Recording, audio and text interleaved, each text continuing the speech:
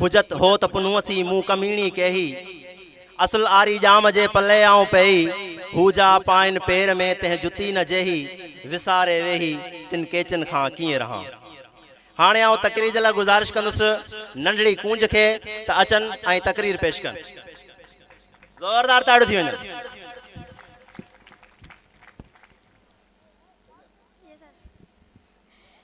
शुरू अल्लाह ताला जे प्यारे नाले सां शुरू अल्लाह ताला जे प्यारे नाले सां जेको हिन पूरी कायनात जो खालिक ऐं मालिक आहे। मोहतरमा उस्ताद साहिब, प्यारा शागिर्दो, अस्सलाम वालेकुम। अज असां लतीफ जो ॾियारो मल्हाए रहिया आहियूं। मुंहिंजो अॼु जो उनवान आहे सिंधू सभ्यता खे लाहक ख़तरा। आउं पंहिंजे तकरीर जी शुरूआत हिन शेर सां कंदसि।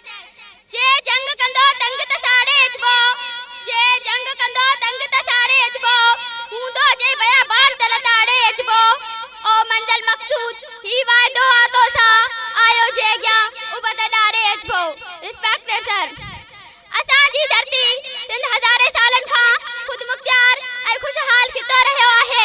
हीअ धरती इंसानी रवादारी, मारपे, सेक्युलर रवादन, इतिहाद, इंसानी अमन आलम, तरक्की, बनी आदम वारी सोच ऐं फ़लसफ़े जी पोइवारी करे न सिर्फ़ असांखे उन लाइ जाइ खोड़ण घुर्जे, पर सिंधू सभ्यता जे उन ख़ालिक रियासत, मज़हब ऐं बाशऊर क़ौम ऐं समाज जे हैसियत में क़ौमुनि जे दरमियान बिकाए बाइमी जे उसूल खे अपनाईंदी।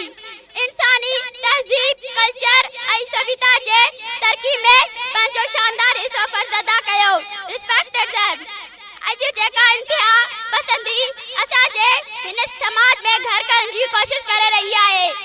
तारीख़ गवाह आहे त असांजे सूफ़ी बुज़ुर्गनि फिटाई सचल सामी जे ॾिनल तइलीम, इंतिहा पसंदी, फितरे फसाद, दहशतगर्दी ऐं रितो छाण खे क़बूल नाहे कयो। रिस्पेक्टेड सर, मज़हबनि जे हम आहंगीअ जो सभ खां वॾो मैसाक मदीना आहे, जंहिंमें नबी अकरम सल्लल्लाहु अलैहि वसल्लम जन सभिनी मज़हबनि खे उन्हनि जो एहतराम कंदे हिकु प्लेटफॉर्म ते आंदो।